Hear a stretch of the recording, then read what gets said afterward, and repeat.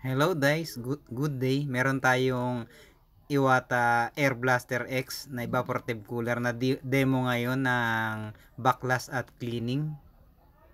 Meron tayong lilinisin na Iwata evaporative cooler. Yan o. So, maganda rin tong unit na to kapag mainit. Nilalagyan ng tubig saka yelo sa ilalim. Ayan, yung model niya is Air Blaster X. So yan, kakalasin na natin. Natanggal na yung dalawang tornilyo. Ito lang naman, dalawang tornilyo lang naman yan. Wait na, hawakan mo. Videohan mo at ako ang magbabaklas. Wala pa tayo ng upload ng gantong unit eh.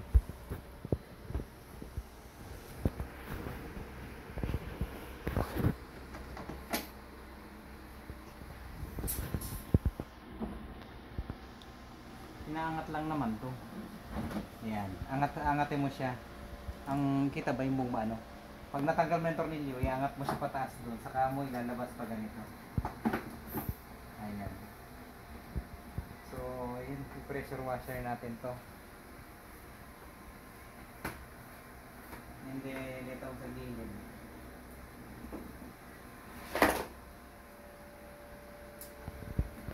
Inaangat lang ito. Kita pa din. Yan, yung lock niya. May lock to dalawa dito. Ayan. Ito lang yung nag-ano dyan, nakahook. Ingatan nyo baka mabali. Ayan yung ano doon. Tapos itong kabila, ganito. Tutok ko masyado. Kaya gano'n lang siya ng kamay. Oh. Taas konti, taas, sabay hila. May ayaw. Asan na yung flat screw natin? Ayan.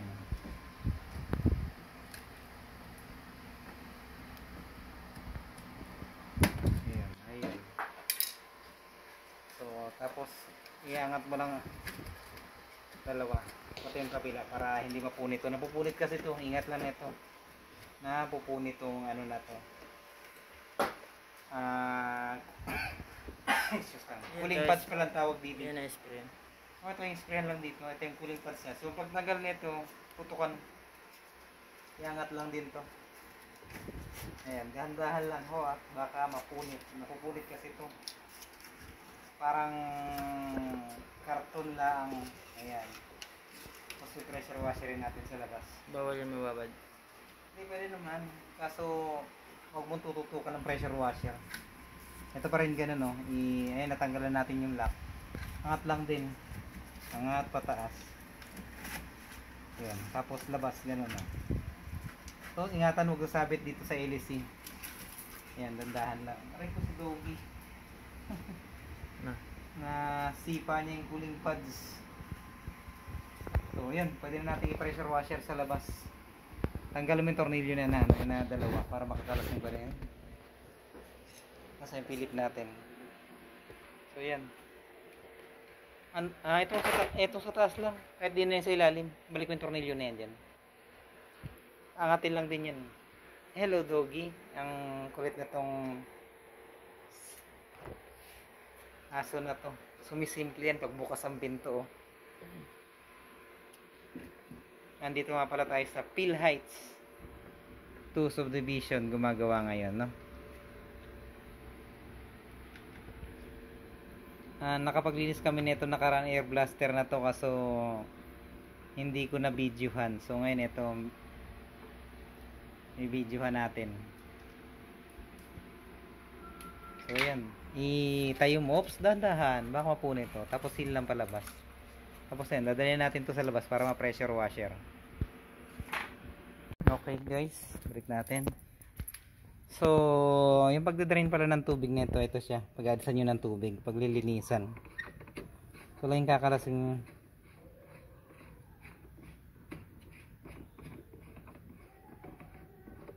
Yan. Tapos pressure washer rin natin siya.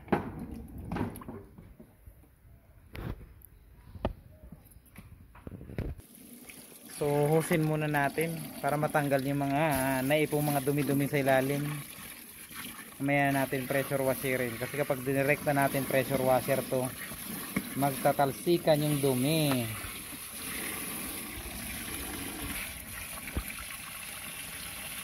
So itilt lang natin ng konti para masimot yung dumi-dumi sa ilalim eh, no? Ganyan para ma-drain. Patayin muna natin yung hose.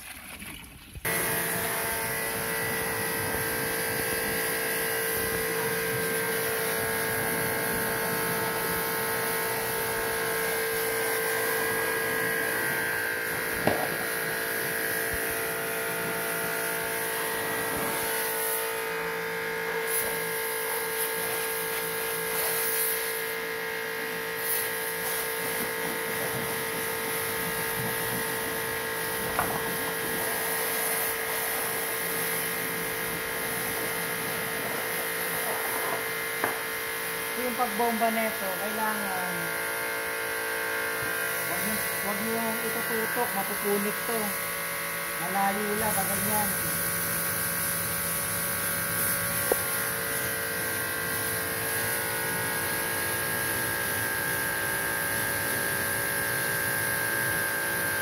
Mapupunit kasi ito, papel lang ito.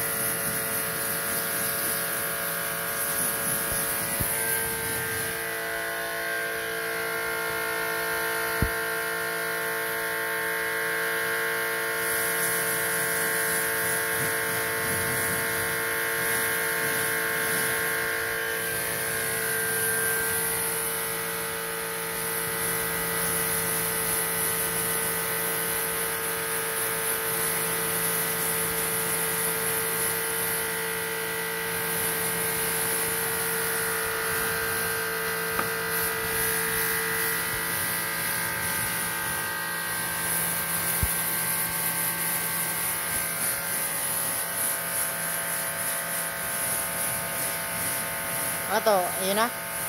Diretso lang.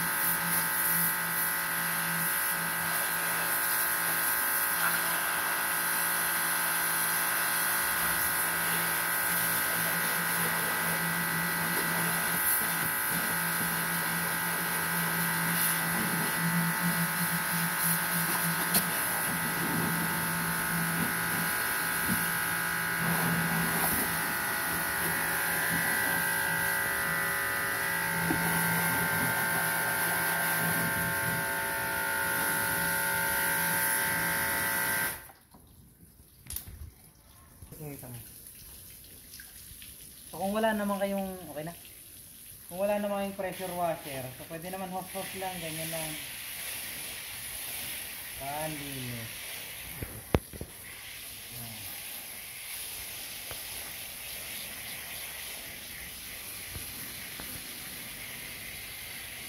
Ayan, pansinin nyo, lumalabas na yung mga ano pa oh, ali-alikabok pa. Hindi ko kasi pwedeng itutok masyado malakas yung pressure washer na pupunit, kaya inaalawan ko rin siya ng hose. Mapupunit tong ano neto, cooling pads. Cooling pads kasi yung tawag dito. Napakamahal pa naman ang cooling pads na to.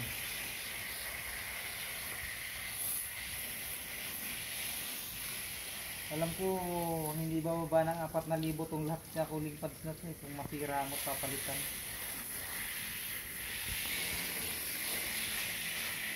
Ayan. So inaanlawan lang natin para yung mga natira-tirang alikabok matanggal. Sumisiksik kasi sa gitna eh. Ayan o, nalabas to. Pag tinutok mo kasi masyado yung pressure washer, punit to. Matigas lang siya ng konti sa karton. Kaya kahit pressure washer na natin, nalawang ko pa rin siya ng hose. May times kasi kuminsan na katulad nito, nami-maintain ko naman to parate. Hindi siya ganun kakapit yung dumi. Every 3 months, pinapalinis to ni madam. Kasi gamit na gamit niya yung cooling pads niya. Alam niyo naman kapag na kakaedad na eh, hindi na mahilig sa aircon. Cooling evaporative cooler na lang. Masyado nang lamigin.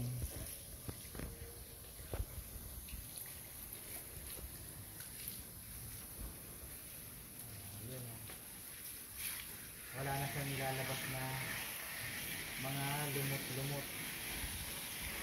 Ayan, at alikabok na namuo. Ayan. May konti pa. Ay, kita mo dyan, oh, pumapatak yung mga alikabok na duman sa gitna. So, ang pag-spray pala nito parating pa 45 lang.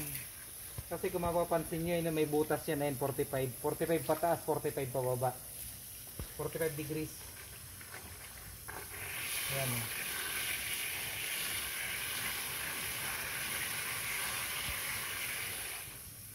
So napakaganda gamitin itong Iwata evaporative cooler na to kasi hindi katulad nung literal na electric fan. Kung minsan sobrang init ng panahon, mainit pa rin yung buga niya. Hindi katulad nito pag may dumadaan na tubig sa filter. Parang simoy ng hangin niya yung nasa tabing dagat siya, presko. Yan, okay na to. Tembolin na natin. Post mo na. Motor pala, ingatan nyo, huwag mababasa. Punas-punas lang to, hindi to pwede pressure washer.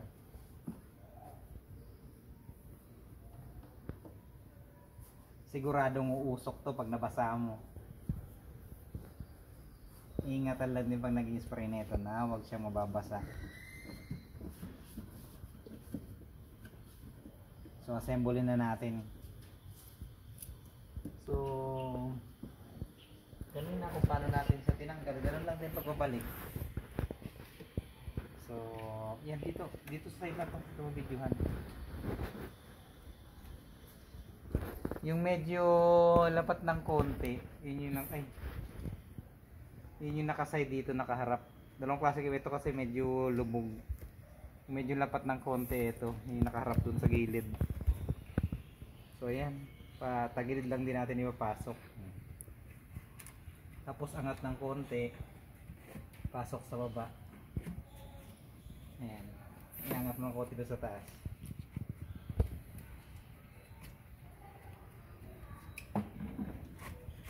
Ay, ayaw mo na magkasya, diyan ka galing ah. Nabasa lang, kumapal. Ayan, okay na, pasok na siya.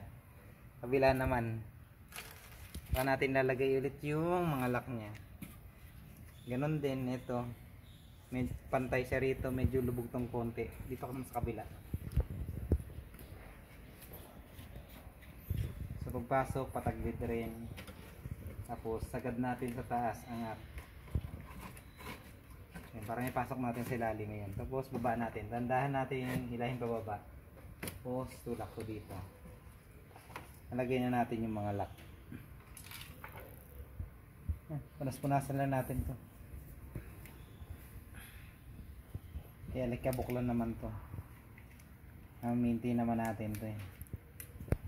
Minsan talaga kapag yung sobrang kapal na ng dumi, tagal alisin. Pero pagkat ganitong nami-maintain yung unit, linis. So ganun din, nalagyan na natin tong lock. Nahin muna natin sa dulo. Hindi dito, hindi yan makikita. Uy, nasipa mo yung tornilyo.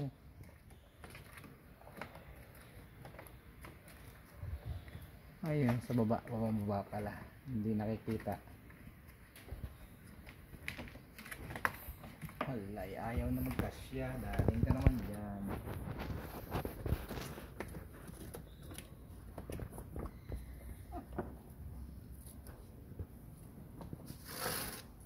Mapa ka na yung ano. Ayun, okay na. Naglagat.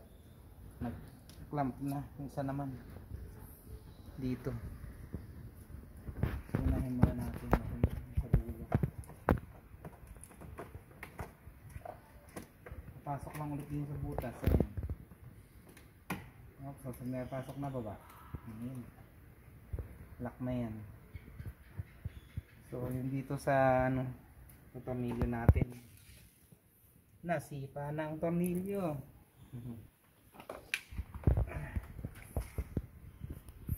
Tatlo na lang. Okay. Ito yung isa. So, ito parati nasa taas to. Ayan. Mapansin nyo naman yun lang yung naiiba. Yun yung nasa taas. Diyan kasi tutulo yung tubig na pinapump nung pump.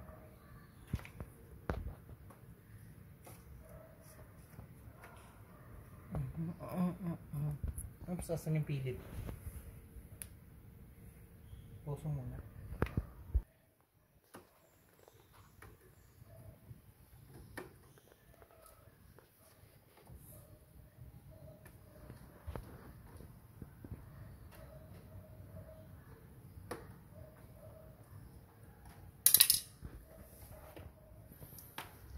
Dati nung ako nasa Jollibee, lalaking gantong cooling pads. So, mga 1 metro yung lapad na nililinisan kong mga iwata na ganito evaporative cooler. So,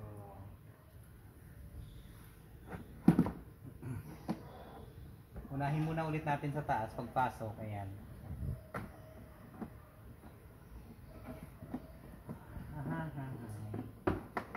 Yun, sa taas, sa baba. Ayan. Ayan, tapos tornilyo lang natin ulit. Okay na siya. Ganun lang naman siya pag dililinis.